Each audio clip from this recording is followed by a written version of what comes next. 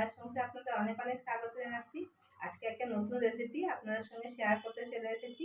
আজকে আমি মটর ডালের বড়া দিয়ে একটা নিরামিষ তরকারি বানাবো। আর এই নিরামিষ তরকারিটা কিন্তু আপনারা যে কোনো দিনই নিরামিষের দিনে খেতে পারেন। আর এটা খেতে কিন্তু দারুণ হয়। তো আমি কিভাবে বানাচ্ছি সেটা দেখার জন্য ভিডিওটা প্রথম থেকে শেষ অবধি অবশ্যই দেখবেন আর আমার সাথে থাকবেন।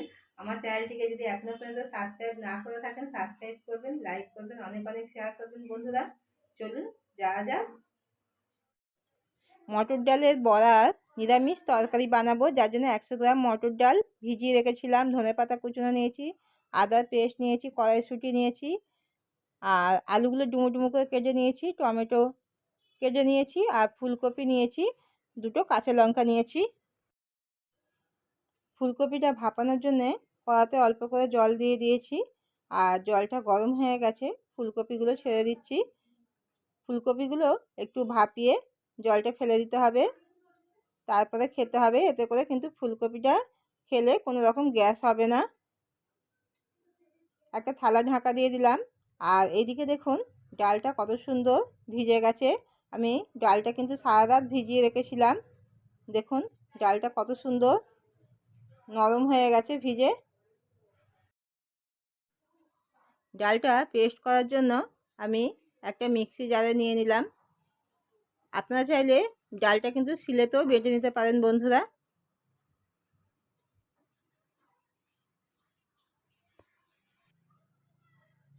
এবারে দুটো কাঁচা লঙ্কা দিয়ে দিলাম, আর অল্প একটু জল দিয়ে দিলাম, দিয়ে পেস্ট করে নেব।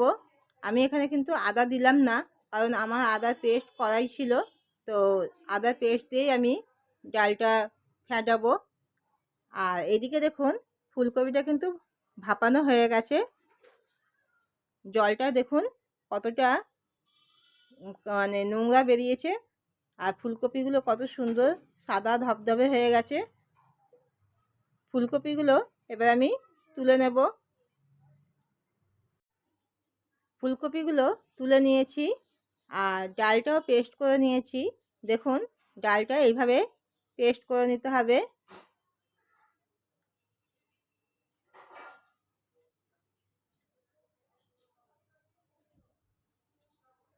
এবারে ডালটা আমি একটা বাটির মধ্যে নিয়ে নিয়েছি। ডালের মধ্যে 1 চামচ আদা বাটা দিয়ে দিলাম, 1 চামচের মতো হলুদ গুঁড়ো দিয়ে দিলাম, অল্প একটু কালো জিরে দিয়ে দিলাম, 1/2 চামচের মতো একটু চিনি দিয়ে দিলাম,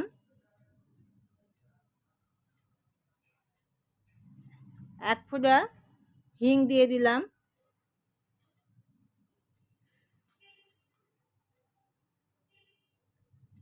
আর স্বাদ মতন নুন দিয়ে দিচ্ছি। দিয়ে এবারে ভালো করে একটু ফেটিয়ে নিতে হবে। ডাল যখনই ফেটাবেন বন্ধুরা এইভাবে একদিকে করে ঘুরিয়ে ফেটাবেন, এতে করে কিন্তু ডালটা খুব সুন্দরভাবে ফেটানো যায়।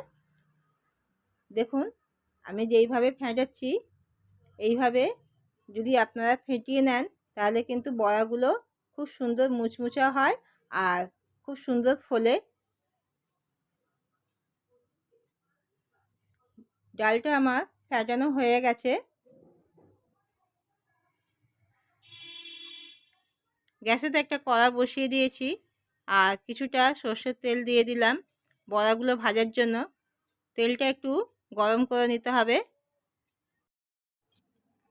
তেলটা গরম হয়ে গেলে এইভাবে একটু ঘুরিয়ে চারিদিকে তেলটা লাগিয়ে নিতে হবে কড়ার গায়ে। এতে করে বড়াগুলো কিন্তু কড়ার গায়ে সেঁটে যাবে না।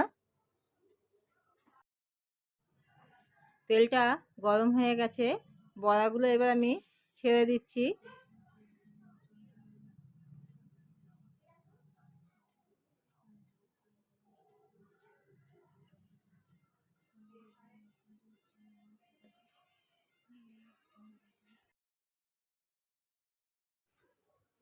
বড়াগুলো ছেড়ে দিয়ে সঙ্গে সঙ্গে কিন্তু নাড়বেন না বন্ধুরা, তাহলে কিন্তু বড়াগুলো ভেঙে যেতে পারে।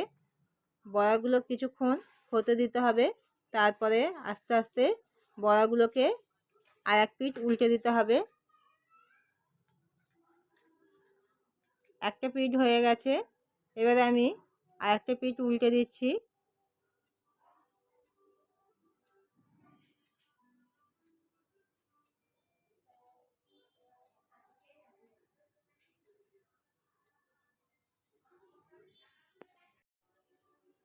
দেখুন বড়াগুলো কিন্তু কি সুন্দর লাল লাল করে ভাজা হয়ে গেছে।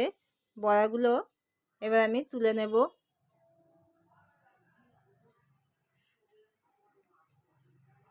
দেখুন বড়াগুলো আমি তুলে নিয়েছি। পরের ব্যাচে আর একবার বড়াগুলো আমি ভেজে নিচ্ছি।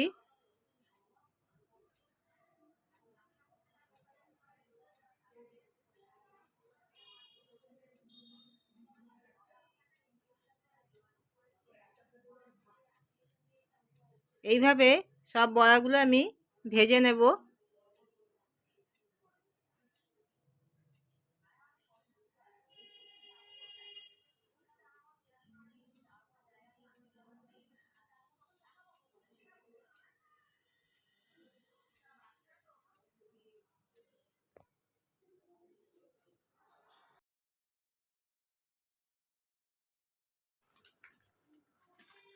বড়াগুলো এইভাবে নেড়েচেড়ে লাল করে ভেজে নিতে হবে। দেখুন কত সুন্দর লাল লাল করে ভাজা হয়ে গেছে।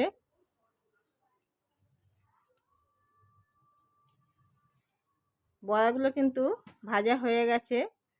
বড়াগুলো তুলে নিতে হবে।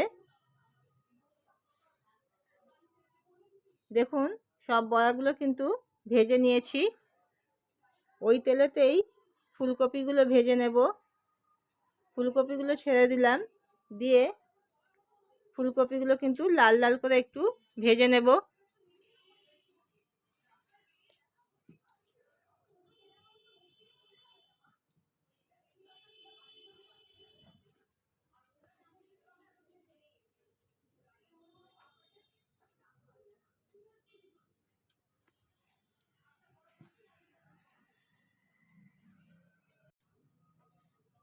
দেখুন ফুলকপিগুলো কিন্তু অনেকটাই লাল লাল করে ভাজা হয়ে গেছে।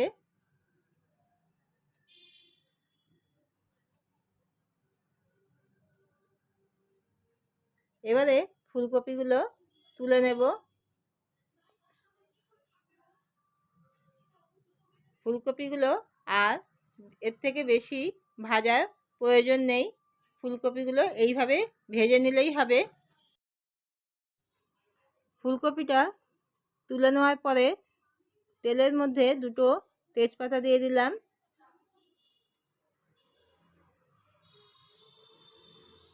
দুটো শুকনো লঙ্কা দিয়ে দিলাম। এবারে অল্প একটু সাদা জিরে ফোড়নে দিয়ে দিলাম, দিয়ে একটু নেড়েচেড়ে আলুগুলো দিয়ে দেবো। আলুগুলো কিন্তু খুব বেশি লাল করে ভাজার প্রয়োজন নেই বন্ধুরা। আলুগুলো একটু হালকা নেড়েচেড়ে নিলেই হবে।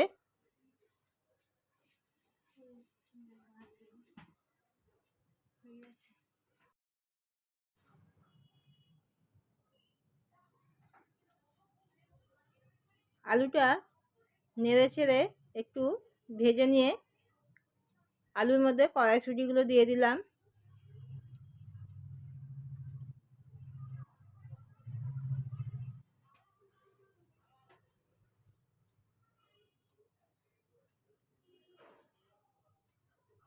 এবারে আদার পেস্টটা দিয়ে দিচ্ছি,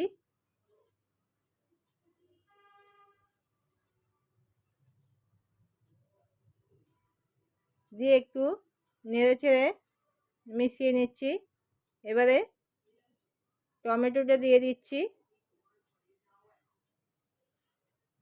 দিয়ে আবার একটু নেড়েচেড়ে মিশিয়ে নেব।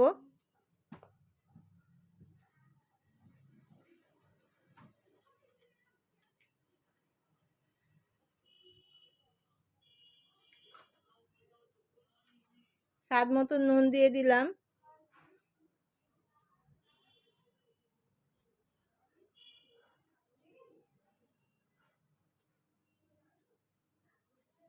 হলুদ গুঁড়ো দিয়ে দিলাম 1 চামচ,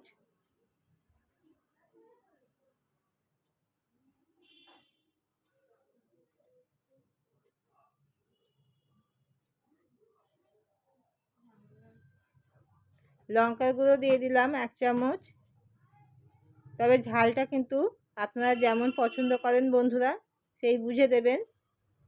জিরের গুঁড়ো দিয়ে দিলাম 1 চামচ,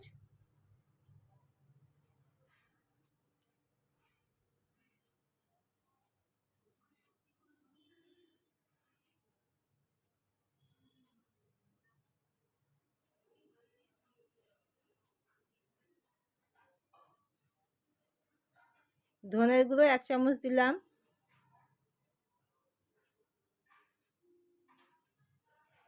দিয়ে সব মশলাগুলো ভালো করে এইভাবে মিশিয়ে নিচ্ছি। মেশানো হয়ে গেলে অল্প একটু জল দিয়ে দেবো। জলটা দিয়ে ভালো করে মিশিয়ে ঢাকা দিয়ে দেবো, যাতে করে আলুটা সিদ্ধ হয়ে যায়।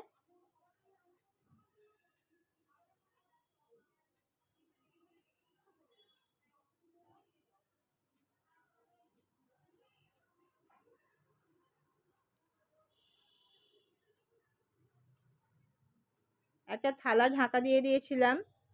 কিছুক্ষণ পর থালাটা সরিয়ে এইভাবে একটু কষে নিতে হবে।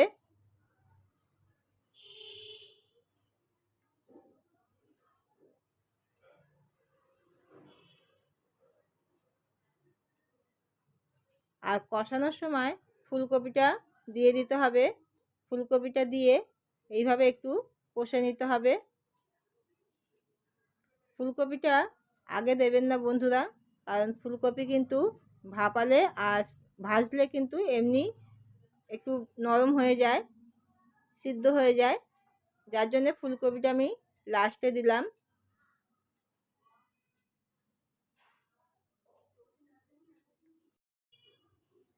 যখনই দেখবেন যে তরকারি থেকে এরকম তেল ছেড়ে দিয়েছে, তখনই বুঝতে হবে যে তরকারিটা খুব ভালোভাবে কষানো হয়ে গেছে।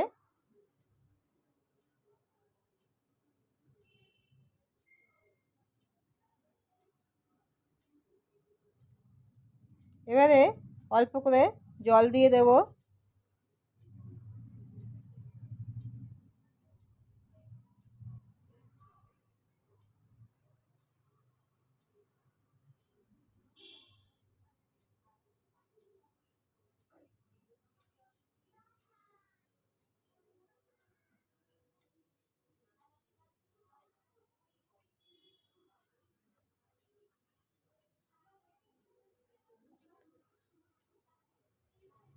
বড়াগুলো তরকারিতে ছাড়ার আগে আপনাদের একটু দেখিয়ে দিই যে বড়াগুলো কেমন হয়েছে। দেখুন, বড়াগুলো কিন্তু খুব সুন্দর মুচমুচে হয়েছে আর খুব সুন্দর সফট হয়েছে, সেটা ভিতরটা দেখলেই বুঝতে পারবেন। বড়াগুলো এবারে তরকারিতে ছেড়ে দিলাম, দিয়ে একটু ভালো করে এইভাবে ঝোলের মধ্যে ডুবিয়ে দিতে হবে, যাতে করে বড়াগুলো কিন্তু ফুলে ফুলে যায়, খুব সুন্দরভাবে বড়ার মধ্যে ঝোলগুলো ঢুকে যায়।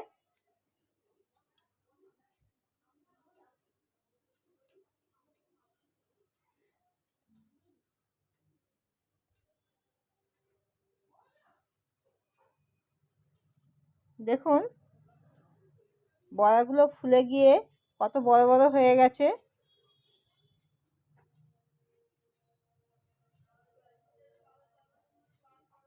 এবারে একটু গরম মশলা দিয়ে দিলাম। গরম মশলা দিয়ে একটু মিশিয়ে নিতে হবে এইভাবে।